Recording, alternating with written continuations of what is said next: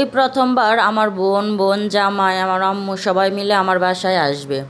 তো সেজন্য ছোট্ট কিছু আয়োজন করলাম আর কি।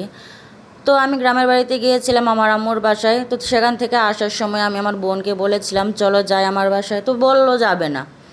তো আমি বাসায় চলে আসবো প্যাকিং করলাম, সেই মুহূর্তে বলছে যে আমার সাথে আসবে।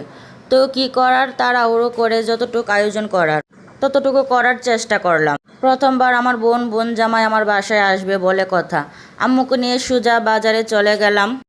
বড় সাইজের দুটো হাঁস কিনে আনলাম, মুরগি কিনে আনলাম, সাথে মাছ, সব কিছুই কিনে নিয়ে আনার পর বাড়িতে এগুলো কোটাকাটি করতেছিলাম সবাই মিলে। তার মধ্যে হঠাৎ করে ঝুম বৃষ্টি শুরু হয়েছে, আর সেই বৃষ্টির পানিতে দেখুন মাছগুলো ধোয়া হয়ে যাচ্ছে। আসলে গ্রামের মানুষ এরকমই হয়, বৃষ্টির পানি তার আর নষ্ট হতে দেবে না, কাজে লাগিয়েই ছাড়বে। আমি আর ভাবি তো একদমই ঝুম বৃষ্টিতে ভিজে একাকার হয়ে গিয়েছিলাম। ভাবি বসে মাছ কাটতেছিল, আসলে আমার ভাবি মাছ কাটার মধ্যে খুবই এক্সপার্ট। আর আমি বসে বসে হাঁস পরিষ্কার করতেছিলাম, তার মধ্যে এই ঝুম বৃষ্টি।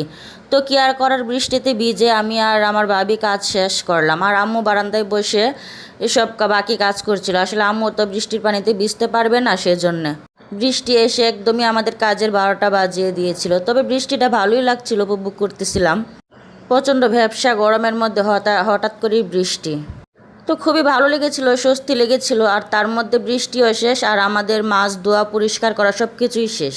এই মাছগুলো তো ভাবি বৃষ্টিতে ভিজে ভিজে একদম পরিষ্কার করেছে, দেখুন একদম সাদা বানিয়ে ফেলেছে। আসলে আগেই বললাম আমার ভাবি মাছ কাটার মধ্যে খুবই এক্সপার্ট।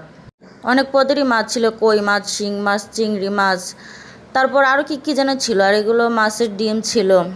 প্রথমবার আমার বোন জামাই আমার বাসায় আসবে বলে কথা। একদমই 6 বছর আমার বিয়ের, এতদিনে বোন জামাইকে একটু আপ্যায়ন করার সুযোগ পেলাম। আর ওইদিকে আমার আম্মু বারান্দায় বসে দেখেন হাঁসগুলোও কেটে ফেলেছে।